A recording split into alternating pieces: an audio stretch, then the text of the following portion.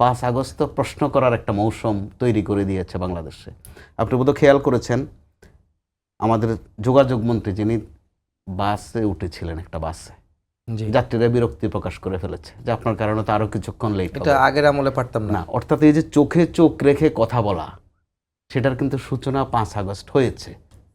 এবং পরবর্তী যে জেনারেশন, যাদেরকে আমরা জেনজি বলি, আপনার পছন্দ হোক আর অপছন্দ হোক, বাস্তবতা হচ্ছে তারা কিন্তু চট করে প্রশ্ন করে বসে। সেটা হয়তো আরও অনেক দিন বাংলাদেশে আলোচিত হবে যে বিষয়টা এরকম কেন।